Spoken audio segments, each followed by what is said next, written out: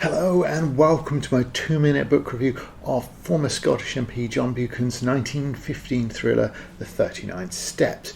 Buchan was a British propaganda writer during the war, but this book is not really like that. Despite its pre-war setting, it tells the story of Richard Hannay, freshly returned from hot-footing around the Empire.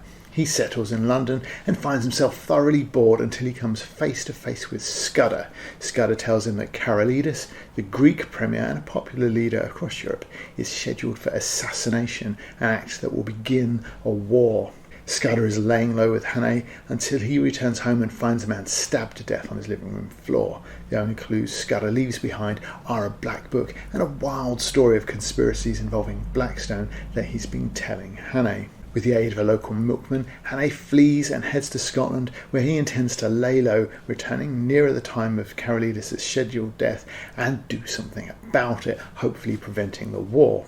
In no time at all, though, he discovers he's being followed by a couple of people, likely agents of Blackstone, so he poses as a politician meeting a relative of Sir Walter, a government official. Then he takes on the role of local road mender and unintentionally walks into the lair of Blackstone's hawk-like leader. Luckily, he has experience of mining from across the Empire, and that comes in handy when he's locked up in a room full of mining equipment. He escapes and makes his way back to London and contacts Sir Walter, who is already somewhat aware of Blackstone as a malevolent force, and more so when Carolides is murdered.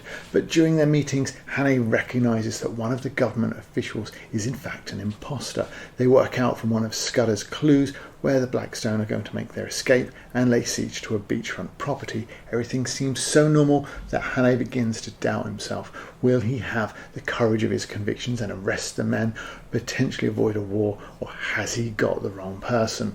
Though you may need a magnifying glass to navigate this book's tiny font, it is a small book in more ways than one. It's perhaps 3/4 of the size of this other book and is a scant 125 pages thick. It feels like there's a great deal going on.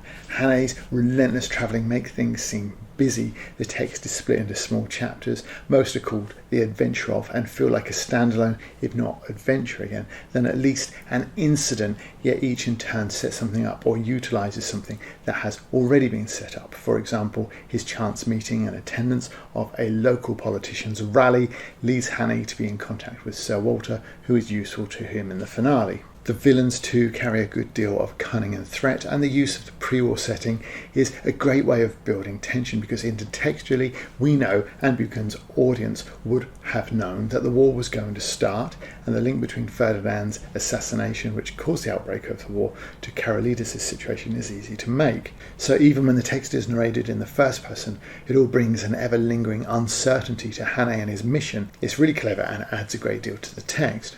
Likewise, Buchan, a Scot, makes a great deal of the wild environments of that country and the people's natural mistrust of outsiders. Hannay's established skill with accents, adopting a persona, helps him fit in. The environments, rather like Desmond Bagley does in Running Blind, become another character in the text, threatening or sheltering Hannay, but also adding to his character the sense that was perhaps missing when he was living in London. He seemed like a gentleman, but in Scotland we see the man that survived so long in the rougher parts of the empire. In recent years there's been a degree of controversy around Buchan and his dated attitudes, but there is very little of that here, and one comment on a character's disdain for Jews is used to show that character in a negative light. He had a lot of odd biases too. Jews, for example, made him see red, and it's this attitude that makes Sir Walter mistrust him.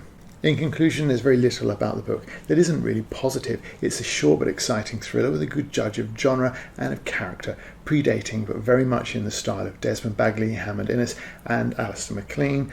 I think that Scots will enjoy the depiction of their country and the important part that it plays in the adventure. Recommended, and in under 2 minutes.